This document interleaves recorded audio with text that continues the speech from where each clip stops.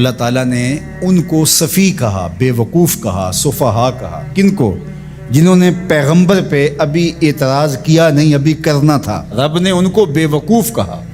سَيَقُولُ السُّفَهَاءُ مِنَ النَّاسِ، یہ نہیں کہا سَيَقُولُ النَّاسُ مِنَ النَّاسِ، لوگوں میں سے کچھ لوگ کہیں گے. نہیں، لوگوں میں سے کچھ بے وقوف کہیں گے جو حضور پر اعتراض کی زبان کھولتے ہیں. اللہ ان لوگوں کو لوگ کہنا بھی گوارا نہیں کرتا، وہ اس قابل بھی نہیں ہے کہ ان کو لوگ کہا جائے. اس لیے کہا سَيَقُولُ السُّفَهَاءُ، جو رسول رحمت پہ اعتراض کی زبان کھولنے والے ہیں وہ عقل مند ہو کیسے سکتے ہیں؟ اگر علم کا نور ان کے سینے میں ہوتا تو یہ حضور پر تو 100 جان سے قربان ہو جاتے، اور یہ اعتراض کی زبان کھولے بیٹھے ہیں.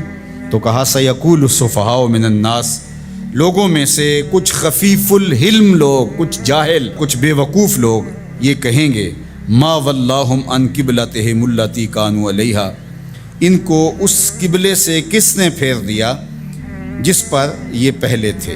اب یہ اسلام کی تکذیب کرنے کے لیے، اسلام کو جھٹلانے کے لیے، قرآن کی تکذیب کرنے کے لیے، صاحب قرآن کی تکذیب کرنے کے لیے کوئی موقع ہاتھ سے نہیں جانے دیتے تھے. تو یہ موقع تھا نا، اس موقع سے فائدہ حاصل کرتے. قرآن نے کہا تھا بے وقوف یہ کہیں گے تو یہ نہ کہتے.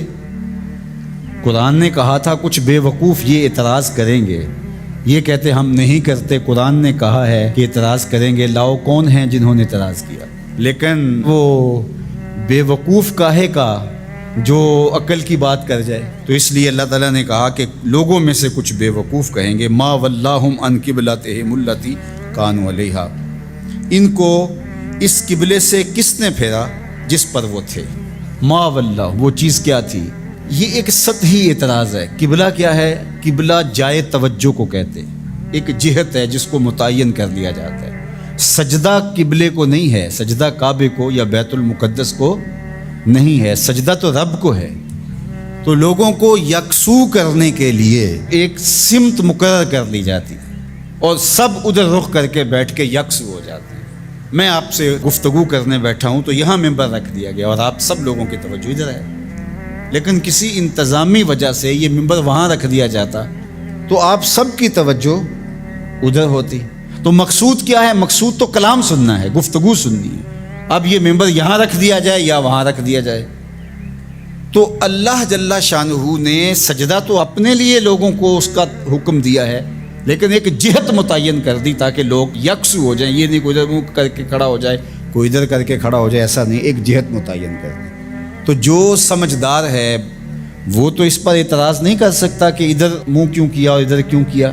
وہ کون کرے گا؟ جو سطحی سوچ کا مالک ہوگا، جو صفی ہوگا، جو بے وقوف ہوگا، وہی اعتراض کرے گا. تو انہوں نے کہا کہ ان کو قبلے سے کس نے پھیر دیا؟ کل، اے محبوب فرما دیجئے، للہ المشرق والمغرب، مشرق بھی اللہ کا ہے، مغرب بھی اللہ کا ہے. یہدی من یشاء الی صراط مستقیم، وہ جس کو چاہے سیدھی راہ کی طرف ہدایت عطا کر دے.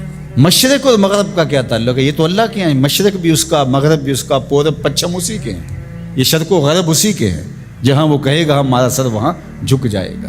وما جعلنا القبلة التي كنت عليها الا لنعلم من يتبع الرسول ممن ينقلب على عقبيه، اور ہم نے قبلے کے معاملے کو جس پر آپ تھے، یعنی مسجد اقصی، الا لنعلم، تاکہ ہم آزمائیں، من يتبع الرسول ممن ينقلب على عقبيه، ہم دیکھنا چاہتے تھے کہ رسول کی اتباع کون کرتا ہے. یہ ہم دیکھنا چاہتے تھے. اللہ کو تو پتہ تھا بالآخر یہ قبلہ بنا ہے.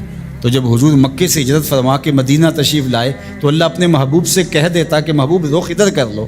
یہ یہودی اعتراض کریں گے تو اللہ کے محبوب رخ ادھر کر لیتے. یہ تحویل قبلہ کا واقعہ ہی روپ پذیر نہ ہوتا.